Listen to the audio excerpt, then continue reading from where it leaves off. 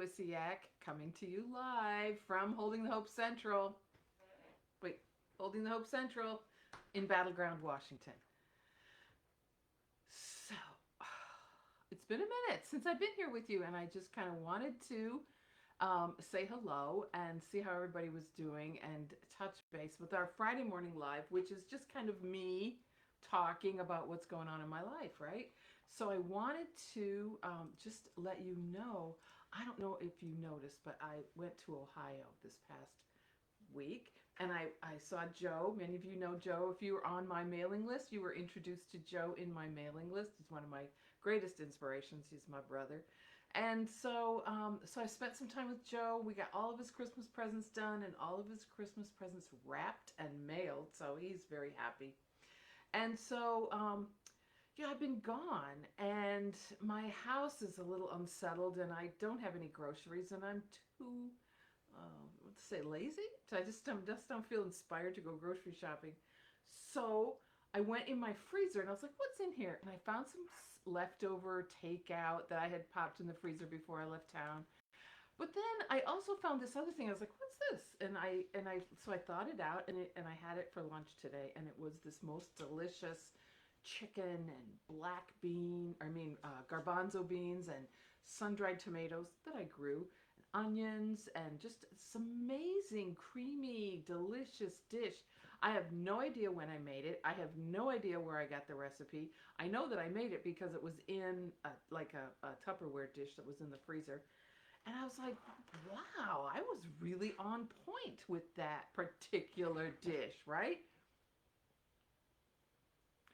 So then I started to ask myself, I wonder what else is in my freezer. But I thought to myself, what if my brain is my freezer? What else is going on inside there that I forgot that I had, that I forgot that I created, that I forgot that I knew?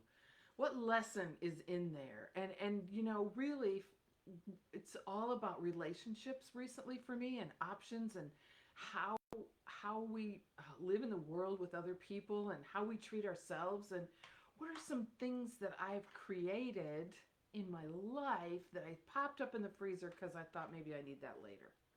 And so I'm finding all sorts of things. You know, as we go through life, we hear all these things that we kind of set aside for storage, that we put in storage to use for later, and and then at work, I don't know about you, but I'm kind of surprised when I know stuff like, ooh, I did know that. I have no idea what my state of mind was when I made that chicken delicious garbanzo bean creamy sun-dried tomato loveliness.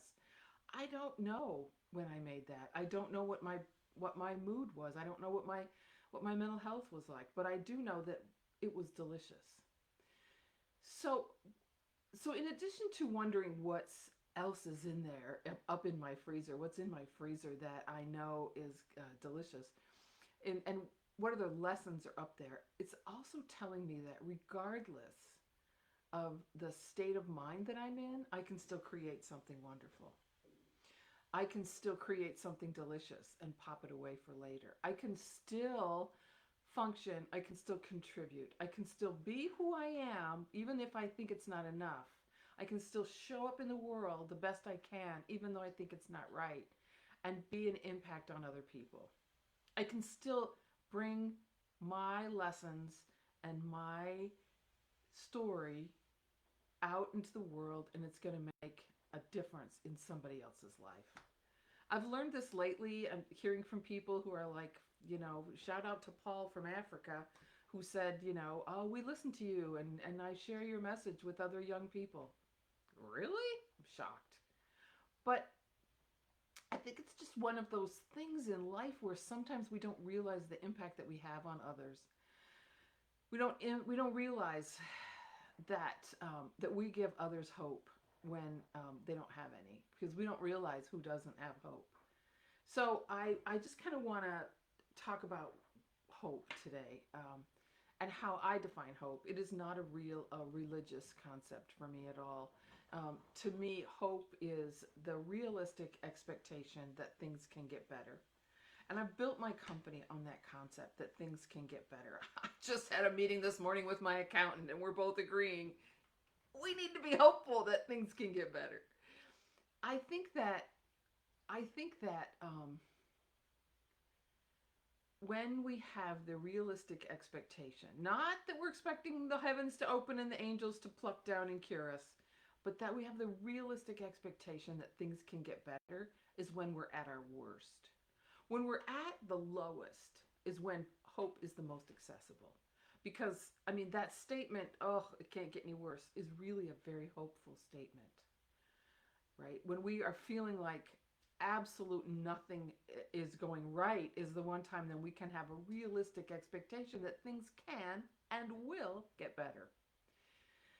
Those of us that have been around a minute know that hope cycles through, right? We need hope in a cycle. We know that when we're down, we know from experience that that's going to pass, and it's gonna and we're gonna bounce back, and we're gonna come back up, and life is going to get better. It takes a while sometimes, and sometimes we don't even realize that we're doing better until something significant happens, and you're like, oh, I took care, I handled that quite nicely. And each time we go through one of those cycles, we learn and we grow, and we pop stuff in the freezer for later. And so for me, being able to go back into my storeroom of resilience and pull out a tool that I know helps me. And I think about all the people that taught me those tools.